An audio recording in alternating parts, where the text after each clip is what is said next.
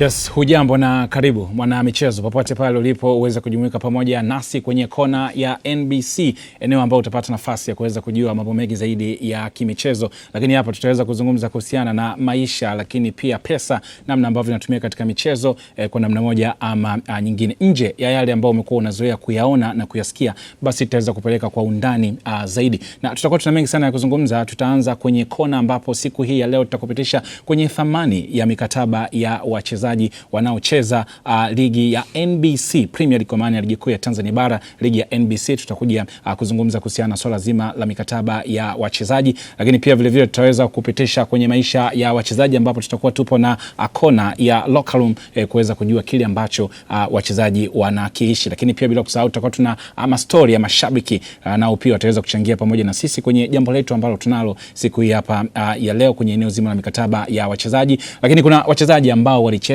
zamani, walipita, maisha yao kwenye mikataba yalikuwaje, masuala mazima ya usimamizi, kujua thamani zao, wao walikuwa wanajuaje. Taungana hapa na legend ambaye naye pia atakuja kutujuza kile ambacho tutaweza kukizungumza siku hii hapa ya leo. Mimi ni Ibrahim Kasuga, ndiye ambaye nitakuwa naongoza jahazi, lakini siko peke yangu, nipo na Zainab Mohamed ambaye kwa pamoja tutaweza kuishambulia kona. Zainab, leo mikataba itakwenda kuchambuliwa.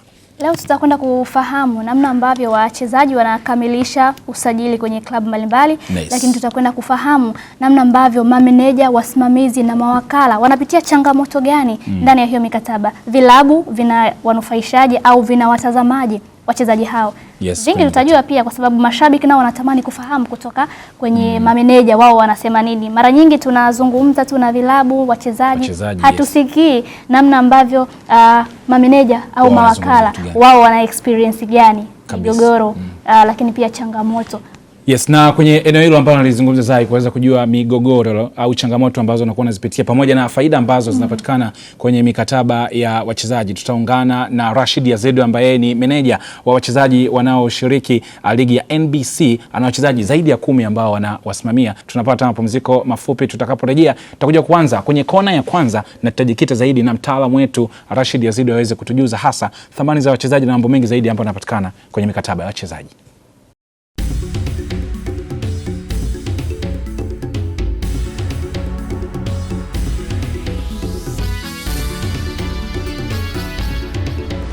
Yes, ni wasaa sasa wa kuweza kuishambulia kona kwenye kona ya NBC. Tunaanza na kona yetu ya kwanza na tutakuwa tupo na mtaalamu wetu bwana Rashid Yazid almaarufu kama Yazid. Huyu ni meneja wa wachezaji na wachezaji wengi sana ambao wapo kwenye ligi ya NBC, na alishakuwa na majina makubwa ambayo yalishamweka kwenye spotlight, akazungumzwa sana kwa mazingira ya hapa na pale, namna ambavyo vitu vinakwenda. Na zaidi kama nakumbuka Kibu Denis aliwahi kupotea Simba, kama nakumbuka vizuri. Bwana Simba huku wanasema hivi, mchezaji yupo nje. Bwana Yazid akanapigiwa simu, bwana mchezaji yuko wapi? Vitu kama hivyo. Namtaka kijana wetu.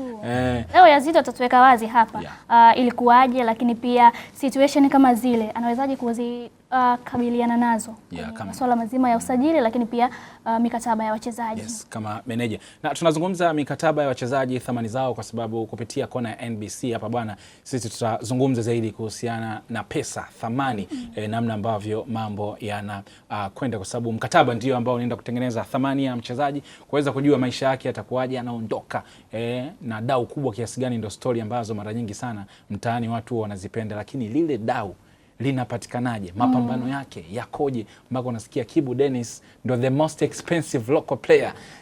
Amejali anatamba vile, ashinde pale kwenye ile, nani anapambania mpaka mchezaji anakuwa na hiyo thamani kubwa zaidi. Yazid, karibu sana. Asante. Mnavyoenda kusaini mikataba, tunajua kuna process, kuna wachezaji ambao wana mawakala, lakini kuna wewe ambao una agents. Kwanza mazingira yamekaaje kwenye hii biashara? Ni nyinyi mmekuwa mnatafuta wa kuwasimamia au kutafutwa kumekuwa kwingi? Kwanza kwa ujumla swala la usimamizi wa wachezaji linategemea pande zote mbili. Kwa mfano, unaweza kuna aina wachezaji wewe mwenyewe kama au nyinyi kama kampuni ya agency au wewe kama manager au agent, unaweza kusema mimi nimempenda huyu mchezaji, naona huyu nikikaa naye nikamwongezea baadhi ya vitu, value yake nitaipandisha, tutapata hela, yeye atapata na mimi nitapata. Kwa hiyo unaweza ukamwona mchezaji ukampenda aina yake, na kutokana na masoko ulikuwa nayo wewe unaona na fit. Kwa hiyo unaweza ukamapproach wewe mwenyewe. Ushawishi unakuwa mkubwa. Kwa sababu yule umeona hapa huyu tayari ana vitu vingi ambavyo sisi tunataka au mimi nataka. Lakini pia mchezaji mwenyewe anaweza akaipenda agency au akampenda manager au akampenda huyo agent. Kasikia stories zake, namna anavyofanya kazi na wachezaji, anavyowahudumia, anavyowasaidia, kwa hiyo akavutiwa kuja. Nzuri unazungumza. In my case mimi wachezaji wengi ambao nawasimamia wengi ni wamekuja wenyewe. Kwa sababu wengine walianza kuwa kama wateja wangu kwenye sheria.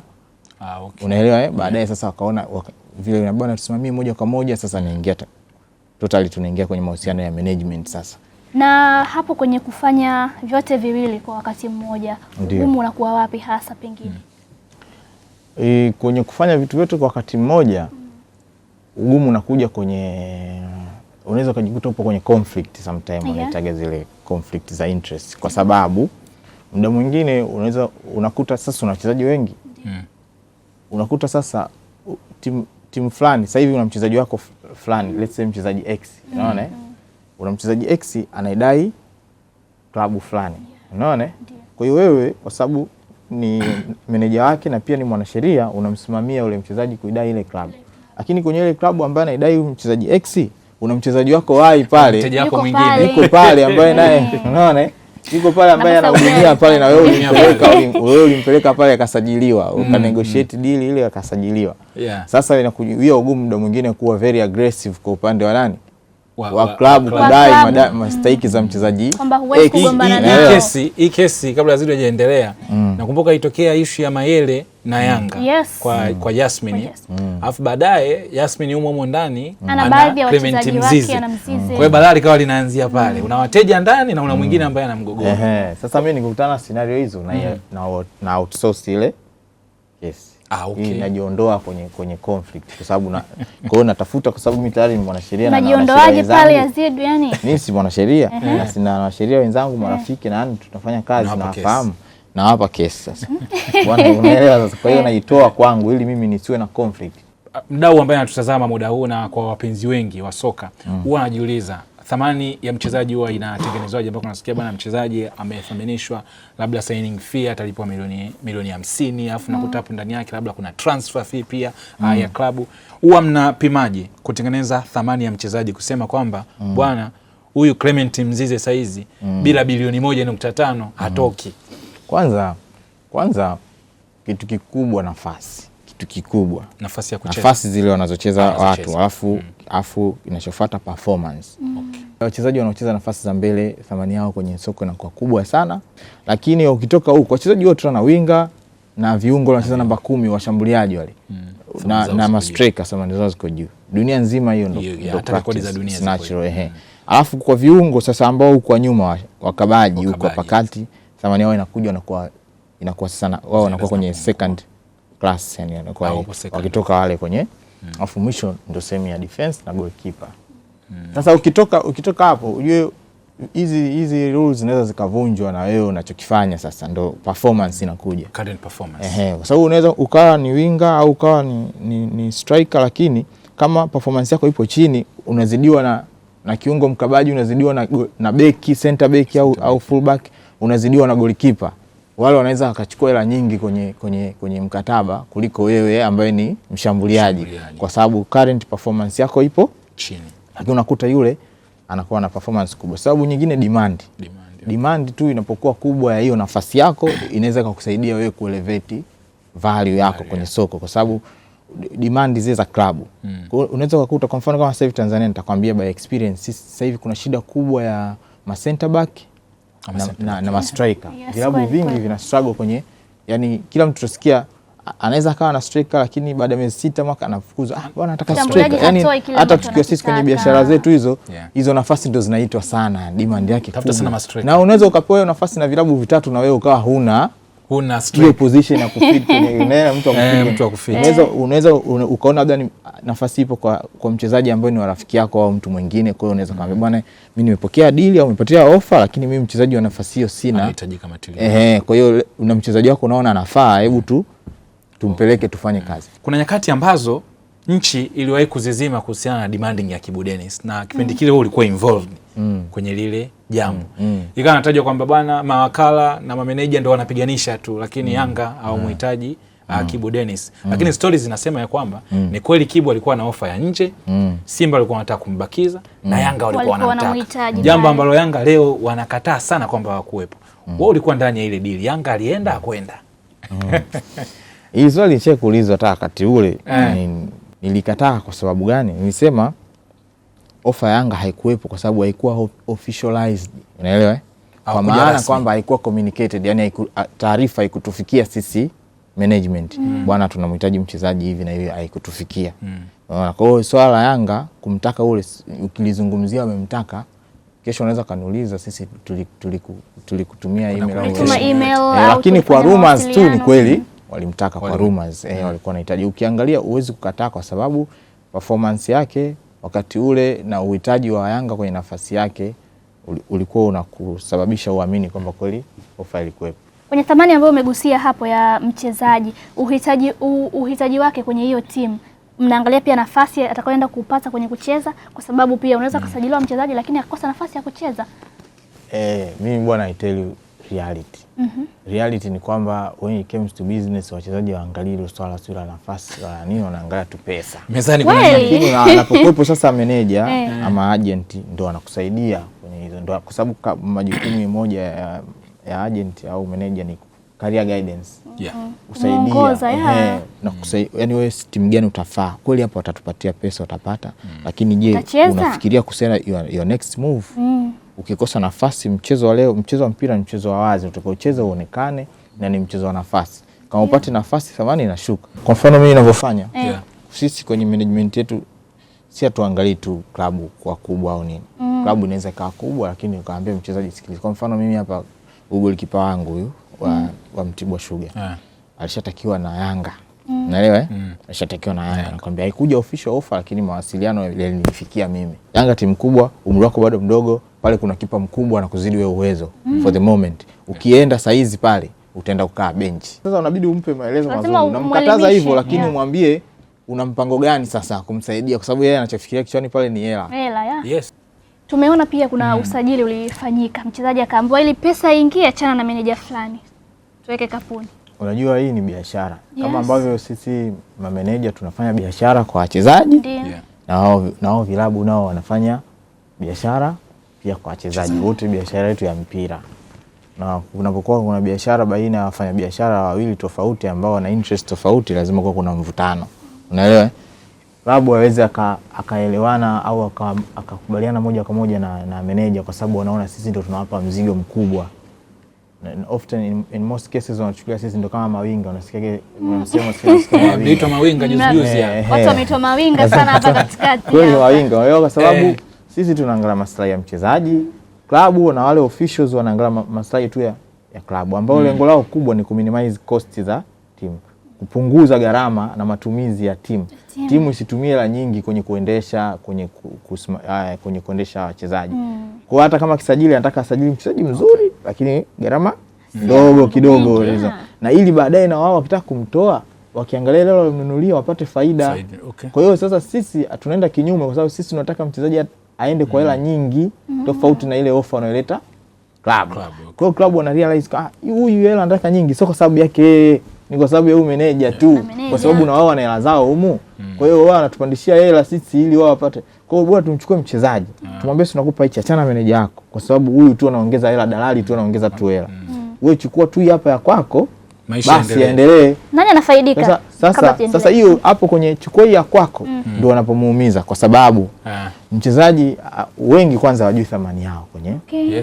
Hawezi kuevaluate thamani yangu mimi sasa hivi kiasi gani, hajui.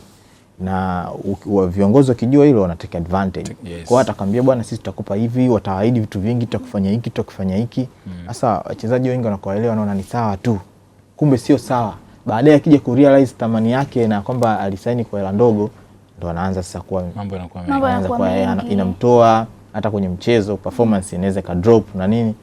Kwa hiyo ndo changamoto ambayo wanakutana nayo wachezaji ambao wanaenda bila wasimamizi. Zai, bahati mbaya sana unaweza ukawa una mtu anayekusimamia afu akawa hajui sheria. Yes. Inabidi atafute, lakini kuna muda unaweza kama mtu anakusimamia kama Yazidi anajua vitu vyote. Leo kwenye kona ya kwanza ya NBC tulikuwa tunatazama thamani ya mikataba ya wachezaji, lakini pia kesi tofauti namna ambavyo zimekuwa zikitokea katika mchezo wa mpira wa miguu. Mmesikia Yazidi kwa undani sana, amegusa mambo mengi sana, nafasi zao, lakini baadhi ya mambo jinsi ambavyo yanakwenda. Mimi ni Ibrahim Kasuga ndiye ambaye anaongoza Jahazi hapa ndani, nipo na Zainab Mohamed. Kwa pamoja tumeanza kushambulia kwenye kona. Tunapata mapumziko mafupi, tutakaporejea tutakuja kuungana na mashabiki, ambapo mwenzetu Ujugu naye pia amezungumza jambo hili akiwa yupo na mashabiki mtaani.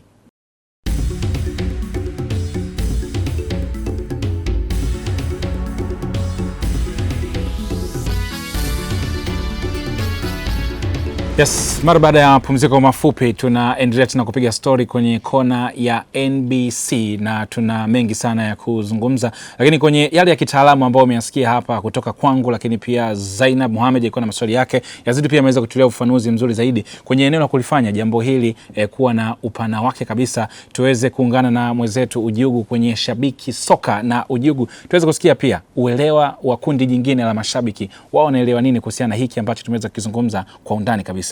Ujugu, mtaa unachambuaje? Ujugu hapa bwana, leo nipo kwenye kipindi kimoja kinaitwa Shabiki Soka, kipindi moja kitamu sana. Hapo usiondoke. Hapa tunachotaka kuongelea ni mawakala wa wachezaji kwenye mpira. Sura nielewa Kevo?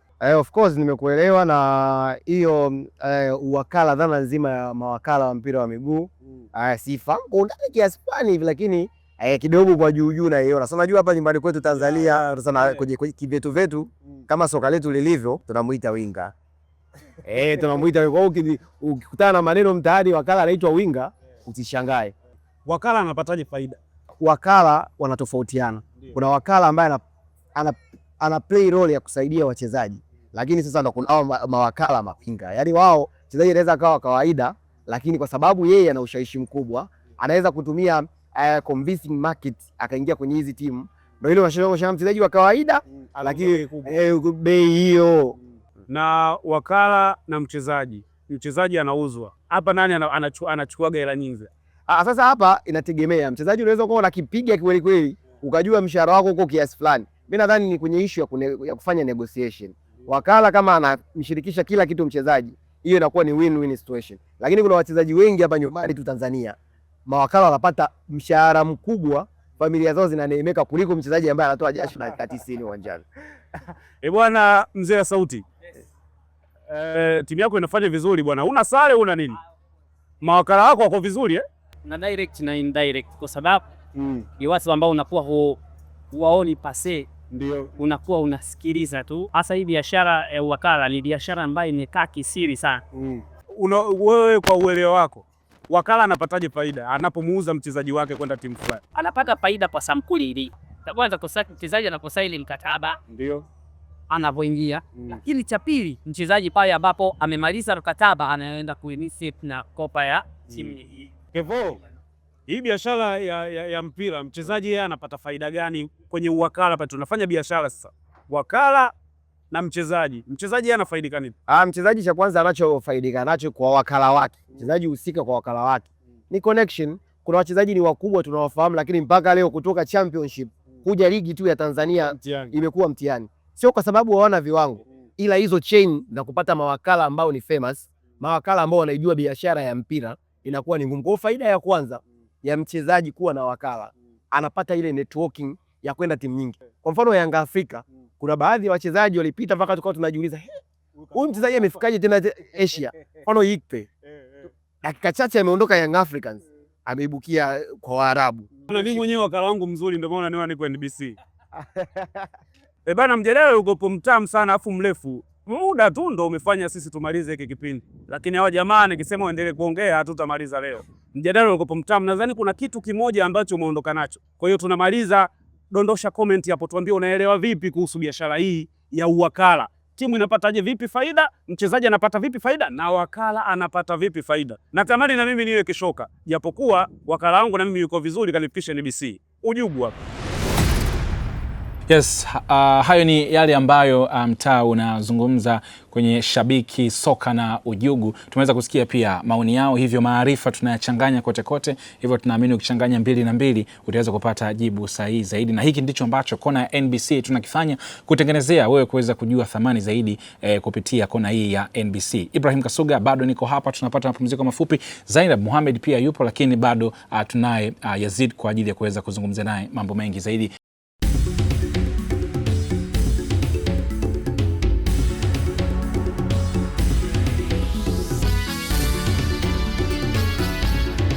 Unaendelea kutazama kona ya NBC, na hapa ndipo sehemu pekee ambapo utakwenda kufahamu zaidi yale yaliyojificha nyuma ya matokeo ya uwanjani na vitu vingine. Leo hii umekuwa hapa ukisikiliza na kutazama kile ambacho kinajadiliwa kuhusiana na mikataba ya wachezaji, usajili wa wachezaji mbalimbali. Muda huu sasa tuende kwenye mastori ya locker room, na hapa tunakwenda kusikia uzoefu wa wachezaji wa ligi kuu ya NBC, lakini mtindo wao wa maisha. Karibu kwenye locker room, na hapa tunao wachezaji kadhaa wa ligi kuu soka Tanzania bara.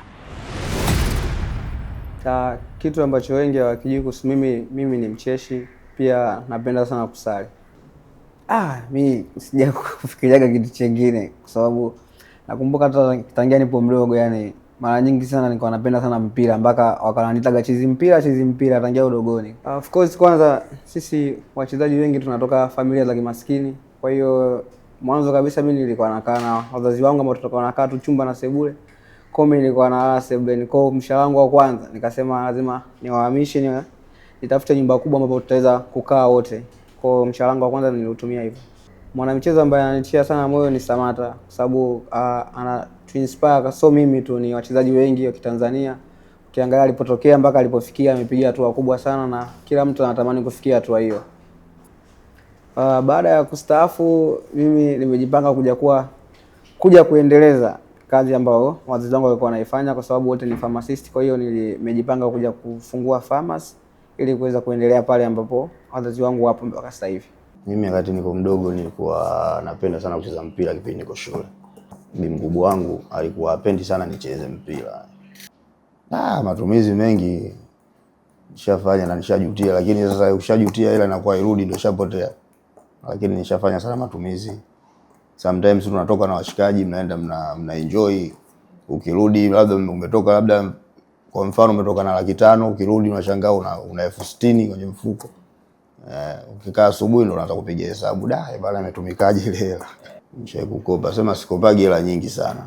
Mimi bwana nilikuwa nikikutana na nani yule Makapu. Makapu ndio nilikuwa napata naye saa changamoto katikati pale. Kipindi hicho yeye na yeye ndo anatafuta ugali na mimi natafuta ugali. Kwa hiyo tukikutana katika dabi, kwanza kuna dabi ya Simba na Yanga, kuna dabi mimi na yeye. Kwa hiyo inakuwa changamoto kidogo. Hapo sasa ndo kwenye changamoto. Kwa sababu wanangu mimi niloacha wote mtaani. Mungu ndo anajua. Kwa sasa hivi usikute labda ningekuwa nipo kwenye makundi mabaya sana. Kwa sababu washikaji zangu mimi nilocheza nao wote nilokuwa nao hawako katika position nzuri sasa hivi. Kwa hiyo labda ningejikuta labda na mimi katika miongoni mwa panya road na mimi nipo. Bila shaka umeenjoy story ya locker room kwenye kona ya NBC. Hapo umepata kuwasikia wachezaji wa ligi kuu ya NBC wakizungumza mitindo yao ya maisha, lakini uzoefu kwenye ligi kuu ya NBC. Hii ni kona ya NBC kubwa zaidi, tunazungumza kile ambacho watu hawakifahamu nyuma ya mpira wa miguu, lakini pia nyuma ya matokeo kubwa zaidi, fedha kwenye mpira wa miguu. Niko sambamba na Ibra Kasuga kwenye kona ya NBC, na hapa tunapata mapumziko mafupi. Tukirejea tutaendelea na kona ya NBC, lakini tutakuwa na mgeni ambaye ni gwiji wa soka letu. Tuende mapumziko, tukirejea tutaungana naye hapa.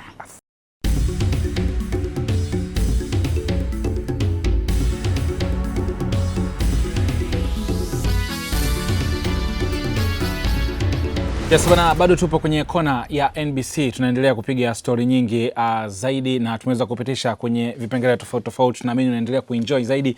Hapo awali mapema kabisa ni kujuza kwamba tutaungana na moja ya wachezaji wa kongwe hapa nyumbani Tanzania, kwa maana kwamba ni gwiji au legend Athman Idi Chuji, kama ambavyo nilimtaja hapo awali. Pia anaungana pamoja na sisi. Experience yake si ndogo, ni kubwa, kwa sababu kacheza vilabu vyote vikubwa vya Kariakoo, kwa maana ya Simba pamoja na Yanga. Chuji, hivi kwenye rekodi yako ulianza wapi ukaenda wapi? Mimi kwenye rekodi yangu kwenye zile za Kariakoo. Kariakoo nilianza Simba. Ulianza Simba ukaenda Yanga. Ilikuwa ngumu, ilikuwa rahisi kiasi gani kushift ile? Mimi ilikuwa rahisi kutokana na masuala financial yani, kwa sababu ukiangalia zamani tulikuwa tusaini mkataba kama mkataba. Zamani za wewe ulikuwa una saini, tulikuwa tunaletewa kuna forms zinaitwa form mama. Okay. Hizo form mama ukisaini the way unaweza hata usicheze ligi au ukacheza mechi ya kwanza ya pili, wakaja kucancel pale, ukapoa barua yako, bwana tutakuita paka tutakapokuhitaji. Lakini kwa kipindi kile ina maana hata haki ilikuwa inapotea, tofauti na miaka siku hizi yani. Sasa kipindi kile ulikuwa kutoka huko kija huko, ina maana swala kumaliza, kwa sababu nakumbuka natoka Simba naenda Yanga.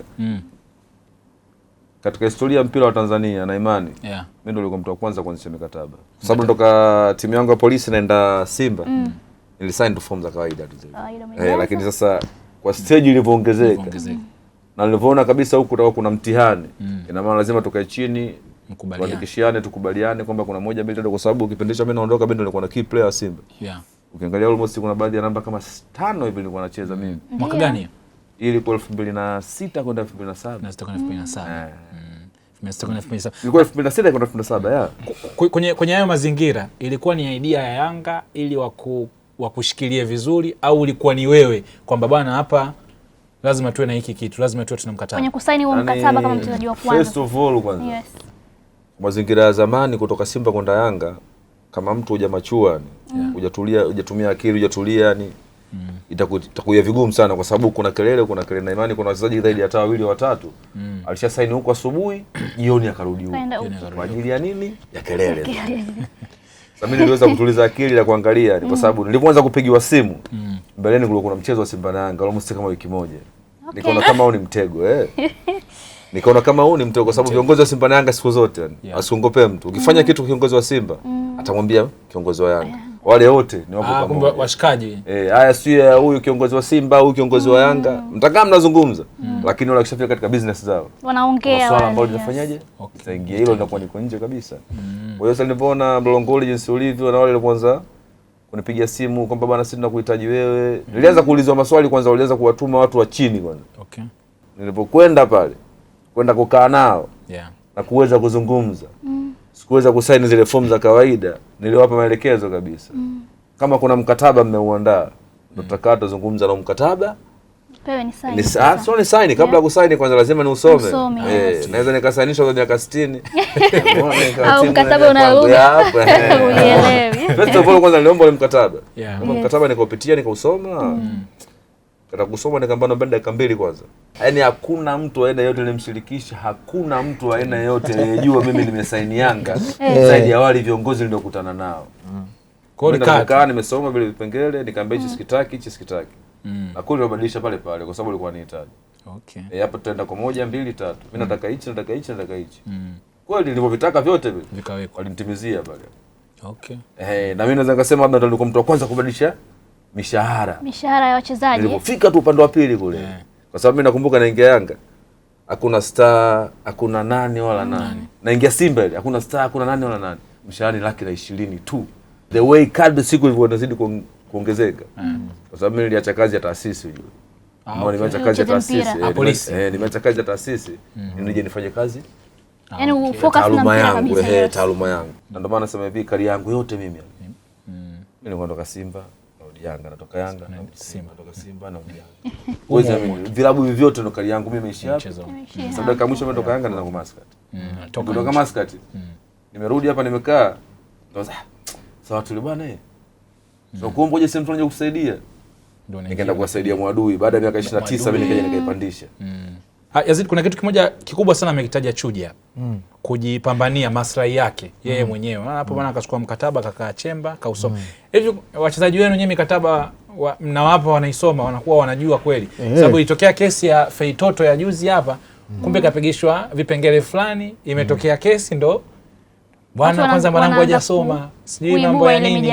Mnawapa mikataba wanaisoma. Mkataba kwanza unaanza kutoka kwa mchezaji, hauwezi kaenda kwa agency kabla hujafika kwa mchezaji. Kwa hiyo lazima mkataba uanze kwa mchezaji mwenyewe. Sasa kwa sababu unaweza kuwa kwenye lugha tofauti, unaweza kuwa kwenye lugha ya Kiingereza labda haelewi, inabidi sasa wewe usome na umuelezee, bwana hiki kipengele hiki umeona kinasema hivi tap, hiki kina maana hii, hiki kina maana hii, kipengele kinachofuata kina aelewe vipengele vyote, afu mnashauriana kwa pamoja. Bwana yeye anaweza kaanza kukuambia mimi hiki sikitaki kabla wewe, au wewe yeye anaweza kaa kimya, wewe ukamwambia kama meneja, bwana hichi kipengele hiki kitakuumiza, hiki tuambie waweke hivi na hivi na hivi, fanya hivi na wewe unasemaje? Fresh. Sasa kwa wakati alikuwa anaelezea brother Chuji hapa, kipindi hicho kwanza hata hizo sheria zenyewe za usimamizi hakuna. FIFA wenyewe walikuwa wafikiria hiyo biashara yenyewe, kwa sababu FIFA hii sheria ya agent regulation imekuja mwaka 2023 ndio edition ya kwanza. Ndio akaanzisha na mambo ya mitihani sijui unaona 2023, yani ni sasa hivi sana. Ndio ukashika kauli. Tanzania agent wa kwanza kabisa. Ndio ni Yusuf Baresa. Yusuf Baresa, okay. Na watu wa kwanza kabisa kusaini mikataba. Kipindi kile Yusuf qualify agent wa FIFA. Watu wa kwanza kabisa ilikuwa mimi na Haruna Moshi Boba. Okay. Ulisaini mikataba. Sema unajua Tanzania jinsi ilivyo yani. Kuna watu wakishaona watu wana 1 2 3. Walitokea watu wa katikati hapa. Mimi nilikwenda kwenda Uingereza au nilikwenda Marekani. Okay, offers zilikuja. Bwana bao ukiwapeleka hawezi kurudi au mchukue huyo hapa mpeleke. Lakini sisi agent wetu wa kwanza kabisa. Agent wetu wa kwanza kabisa. Silikopo Yusuf Baresa. Ndio watu wawili tulisaini mkataba mimi na Haruna tu. Ndio alikuwa yuko yeye peke yake. Kwa sababu kipindi kile wanasema sheria zao ilikuwa vipi? Mpaka uweze kuwa agent. Wanasema fixed account una almost zaidi ya milioni 100 naye ndio unaweza kumanage mtu yani. Yaani sio kana kwamba eti anaposema wangu manager. Wewe mwenyewe unajua kabisa, ndio maana nakwambia kuna sheria sasa hivi FIFA wameziweka. Kiasi kwamba huyu mimi nikiwa manager wangu inabidi kama nimekosa timu facility zote ambazo mimi niko chini yake tunakubaliana mimi nitakuwa nazipata, anamuendesha yeye, yani kila kitu inabidi unakipata, shule training shule, yani kile chochote unacho. Of course itakapofika kwenye kipindi cha contract pale sisi tunakosa kubaliana naye bwana, katika hii hapa labda umechukua kiasi cha hapa kwa kuna percent yangu utapa hii percent ambayo inarudi kwa nani hivi vitu vingine, sio matangazo tutaongea bwana, kuna tangazo hili namna gani hivi na hivi, kuna kidogo ambacho kinapatikana kinafanyaje hichi kingine ndio kinapokuwa hivyo. Ndio maana sana msema sheria sasa hivi kwa kweli, kwa sasa hivi ni sheria zimesaidia.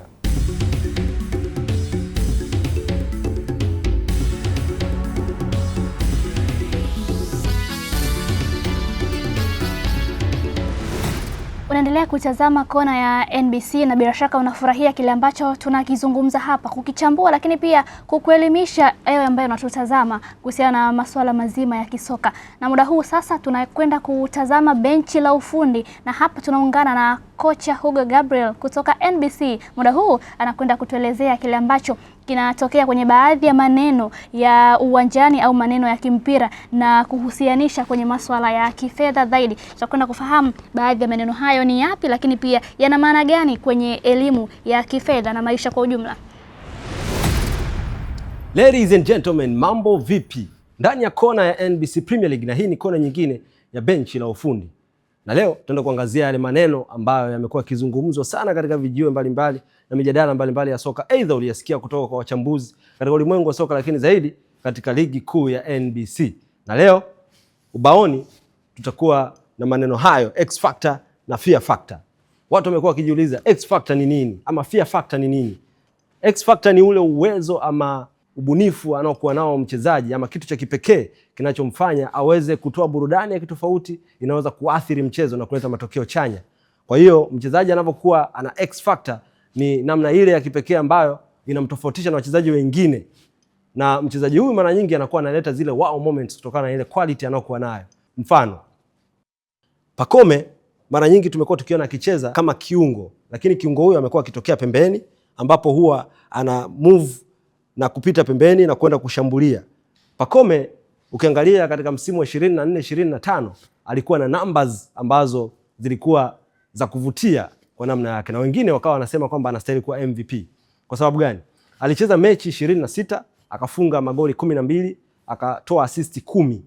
Lakini vile vile aliweza kucreate chance ama kutengeneza nafasi zile za magoli 83 na kuisaidia timu ya Dar es Salaam Young Africans kuwa mabingwa wa ligi kuu ya NBC. Lakini pia fear factor ni nini? Labda umekuwa ukijiuliza. Hii ni ile hofu ya kisaikolojia ambayo inakuwa imejengwa au imepandikizwa kwa mpinzani. Aidha ni timu ama mchezaji anakuwa ameshaijenga. Na hofu hii inajengwa aidha kwa rekodi, matukio ya uwanjani ama jina ambalo tayari linakuwa limeshajengwa. Umeshawahi kusikia kwa Mkapa hatoki mtu? Basi hiyo ni fear factor. Na tukirudi katika maisha yetu ya kila siku, yani maisha ya kitaa, ni kwa namna gani tunayatumia haya maneno, yani X factor na fear factor. Tukianza na X factor katika muktadha wa maisha ya kila siku, hii tunasema unakuwa na uwezo ama ule ubunifu wa namna gani ambao unaweza kunyumbulika na maarifa yako ya kifedha ama maarifa ya kiuchumi. Kwa hiyo X factor wewe sasa katika maisha ya kawaida unaweza ukaileta katika maisha yako wewe na kutazama kwamba ili uwe na X factor ya kiuchumi lazima ufanye savings, yani lazima uweke akiba. Ujiwekee akiba ili uweze kupambana na yale mashambulizi ya kimaisha ambayo yanakuja kila siku. Unaweza kuwa umeishiwa na bili ya maji ama umeishiwa na ada ya mtoto. Sasa kama hujaweka akiba unaikosa ile X factor ya kiuchumi. Lakini vile vile tukiangazia fear factor katika maisha yetu ya kila siku, hii ni ile hofu ya kisaikolojia ambayo imejengeka miongoni mwa sisi wa Tanzania vijana, lakini na rika mbalimbali, kwamba watu wanakuwa na ile hofu ya kisaikolojia kwamba bwana, mimi nikichukua labda kwa mfano mkopo, watu wanahusianisha na ile mikopo ya kausha damu ya mtaani, kwamba nikichukua mkopo bwana nitaanza kufuatwa nyumbani, nitauziwa masofa yangu au nyumba yangu itauzwa au gari langu litauzwa, nitakosa amani ya kimaisha. Katika somo la leo, hii ni fursa ya kuweza kujifunza kwamba hii hofu ya kisaikolojia unaweza ukaitumia vizuri na ukaibadilisha kaleta matokeo chanya katika maisha yako ili uweze kuboresha maisha na kufikia malengo ya kiuchumi. Hii hofu ya kisaikolojia ambayo imekuwa ikijengeka unaweza kuiepuka kwa kutambua kwamba mikopo ambao unaiogopa sasa, hii ndio fursa ya wewe ya kuibadilisha maisha yako. Sababu ukitumia mikopo hii, ukija katika benki, ukakopa mkopo wako, ukawekeza vizuri katika malengo ambayo yamenyooka, unaweza ukatimiza malengo makubwa ya kiuchumi na kubadilisha maisha yako ukawa tofauti na watu wengine. Sasa hapo unakuwa umeiepuka ile fear factor, kwa sababu sisi katika muktadha wa kibenki tunakwambia kwamba hofu ya kifedha inatibiwa na elimu ya kifedha. Na kutokana na somo letu la leo tumejifunza kwamba wewe unanitazama unaweza ukawa una X factor ya kiuchumi, lakini vile vile unaweza ukaiepuka hiyo hofu ya kisaikolojia ama hiyo fear factor. Na mimi kocha wako kutoka NBC Bank na kukaribisha kwa upendo kabisa na kukwambia kwamba unaweza ukajiwekea akiba ama kujipatia huduma za mikopo, yani mikopo ya aina mbalimbali kutoka NBC Bank kwa kutembelea matawi yetu ambayo yako karibu nawe. Lakini kwa urahisi zaidi unaweza ukajifungulia account kwa kutumia simu yako ya mkononi kwa kupitia NBC Kiganjani. Na hili ni Benchi la Ufundi. Tukutane wakati ujao. Mimi ni Gabriel Hugo, kocha kutoka NBC Bank, ama ukipenda niite kiungo mchezeshaji ama box to box midfielder. Nipe ngumu nikupe nyepesi. Bye bye. Umemsikia Kocha Hugo akitufafanulia hapo na kutuelezea baadhi ya maneno ya kimichezo yanahusiana vipi na maisha ya kawaida, lakini kubwa zaidi kwenye elimu ya kifedha. Hii ni kona ya NBC, endelea kusalia nasi, kuna mengi zaidi ya kukufahamisha.